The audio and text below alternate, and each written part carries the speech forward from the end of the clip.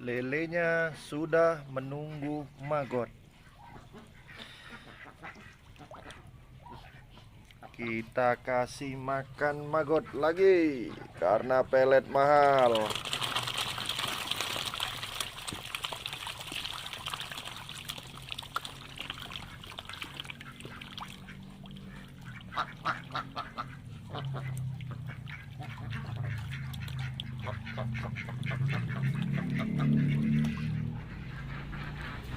Assalamualaikum, ketemu lagi di channel saya Khairi Irawan Khan, Medan, Sumatera Utara. Alhamdulillah, di kesempatan yang sama insya Allah semua para subscriber dan viewer dalam keadaan sehat jasmani dan rohani. Hari ini kita akan bahas ikan. Cuman sebelum bahas ikan, kita mau bahas bebek dan entok terlebih dahulu. Oke, hari ini bebek kita makan cukup. Bebek dan entok, payah kali ngomong entok. Cukup eksklusif. Ini ada nasi, terus ada azola, terus ada ramuan kita dikit. Oke. Kalau makanan udah cukup bagus lah. Ada nasi, ada azola, udah ada serat, terus ada lemak. Oke, sampingnya nasi. Ini udah kita pasang, ada 1, 2, 3, 4. Jadi ada 4 tempat. Terus nanti di tengah-tengahnya kita akan tebar maggot. Nanti teman-teman bisa lihat. Karena kemarin ada yang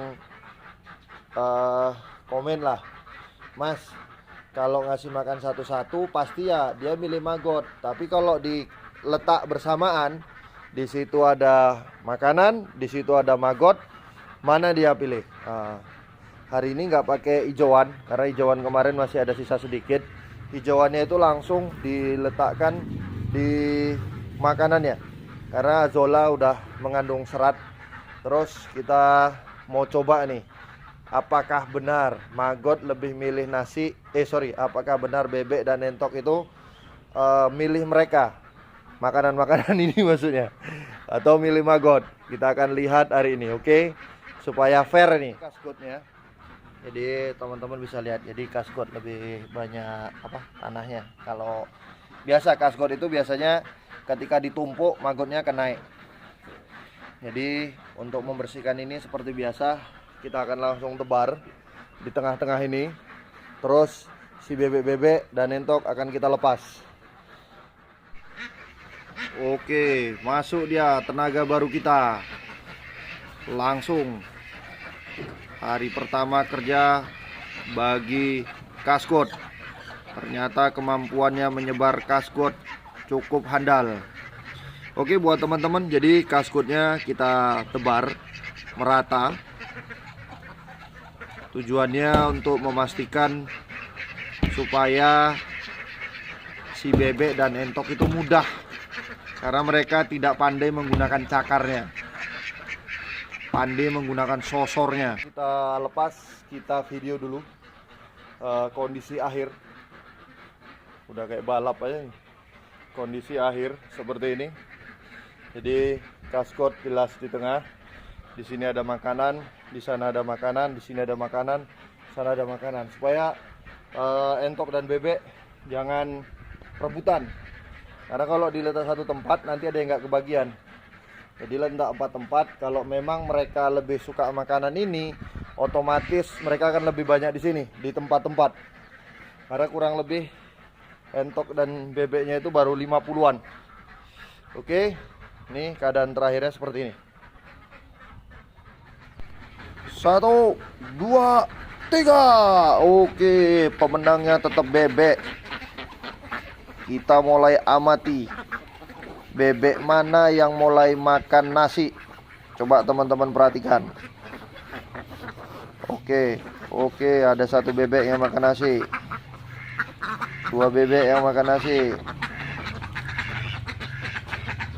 Oke, kita lihat lagi. Ternyata cuman minum aja buat teman-teman, karena nasinya tadi ada airnya. Udah jelas kelihatan mana yang disukai oleh entok dan bebek.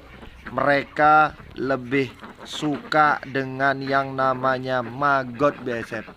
Intinya walaupun makanan karbohidrat yang cukup baik, ketika protein yang memang hari ini kandungannya disukai oleh unggas, baik ikan ataupun bebek ataupun ayam, mereka lebih akan cenderung makan yang mereka sukai. Coba teman-teman perhatikan, mana yang makan nasi terus menerus ya. Karena dari video ini udah kelihatan, ketika teman-teman tidak budidaya maggot BASF, maka secara otomatis teman-teman akan katakan bebek makannya boros, entok makannya boros, ayam makannya boros, lele makannya boros. Jadi hari ini semua budidaya boros. Sebenarnya budidaya itu nggak boros, cuman hari ini kita mau ngakal-ngakali. Kita akal-akali bebek ini supaya cepat besar, gampang dijual, untungnya banyak, makannya sedikit, modalnya dikit. Itu yang paling penting. Cuman hari ini buat teman-teman, kalau pengen cost produksinya rendah, ya mulai belajar budidaya maggot BASF.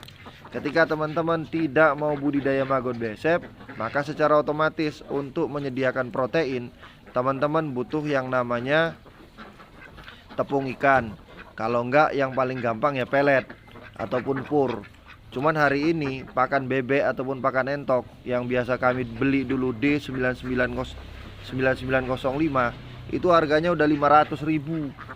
Dan hari ini untuk 500.000 satu goni, kalau dikasih bebek 50 ekor aja, bebek sama entok 50 ekor, itu seminggu kelar.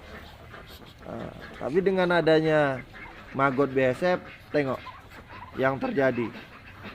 Nasinya itu sampai sore nanti. Sampai sore mereka mau masuk kandang itu masih ada. Jadi kita nggak perlu repot-repot lagi. Kondisi atau produksi telurnya baik, anak-anak entoknya cukup kuat, bebek-bebeknya cukup sehat dan nggak rewel. Oke, insya Allah ini bisa jadi bahan perbandingan buat teman-teman. Belum lagi siap makan udah langsung mau kawin ya, pemerkosaan terjadi. Main. Hari ini lele ini bukan satu budidaya baru, tapi budidaya yang sudah cukup lama dan bahkan menjamur. Dan hari ini mungkin hampir semua rata-rata yang pengen punya income tambahan pernah budidaya ikan lele. Masalahnya adalah ada yang berhasil produksi tapi cost-nya besar, ada yang berhasil produksi dengan cost-nya pas-pasan, dan ada yang berhasil produksi dengan cost yang ringan. Hari ini yang bertahan adalah orang yang berproduksi dengan cost yang ringan. Bagaimana caranya? Terus tetap melakukannya. Jadi hari ini buat teman-teman semuanya, budidaya ini nggak bisa Senin dibuat, Kamis ditinggal. Cocok dibuat, nanti ketika gagal ditinggal. Nggak bisa seperti itu. Jadi hari ini ketika kita budidaya, ada masalah, hadapi. Apa masalahnya? Sama seperti hari ini. Permasalahan besar dalam budidaya lele yaitu adalah pakan. Karena pakan dalam budidaya lele ini cukup membutuhkan protein yang sangat besar, yang akhirnya peletnya cukup mahal. Dan hari ini semua tahu FCR untuk lele itu 1:1 atau 1,1:1. 1 kilo 1 on pelet menghasilkan 1 kilogram lele. Dan hari ini kita juga sama-sama lah, bukan rahasia umum kalau pelet ini setiap tahun naik, yang akhirnya menyebabkan bengkak dalam budidaya. Yang hari ini kalau kita berangkat ke toko pakan, itu 1 kilogramnya, kalau kita beli ketengan, 1 kilogram pelet itu bisa sampai harga 16.000 paling mahal. 16 sampai 17.000 lah paling mahal, dengan protein yang paling pelet baik, dengan protein tinggi. Hari ini nggak ada yang murah. Oleh sebab itu banyak yang nggak bertahan di budidaya lele. Tapi berbeda dengan saya, hari ini tetap budidaya ikan lele. Karena apa? Proteinnya cukup murah. Karena saya produksi maggot sendiri, maka secara otomatis produksinya sangat ringan. Oleh sebab itu lele jarang saya posting. Kenapa? Karena nggak ada masalah di sana. Hari ini buat teman-teman yang pengen budidaya maggot BSF, kita menyediakan sarana dan prasarananya, baik trainingnya atau kelengkapannya, bibitnya, bahkan pemasarannya, kita juga telah sediakan semuanya. Tetap mentaati Allah dalam setiap suasana dan keadaan dengan cara baginda Nabi SAW. Ingat, hari ini Jumat, jangan lupa persiapan untuk sholat Jumat, karena hari besar umat Islam hari Jumat. Jangan sampai disia-siakan. Banyak yang Allah berikan kebaikan-kebaikan di dalam hari ini. Subhanallah wa bihamdihi, subhanakallahumma wa bihamdika, asyhadu an la ilaha illa anta, astaghfiruka wa atubu ilaik. Assalamualaikum warahmatullahi wabarakatuh.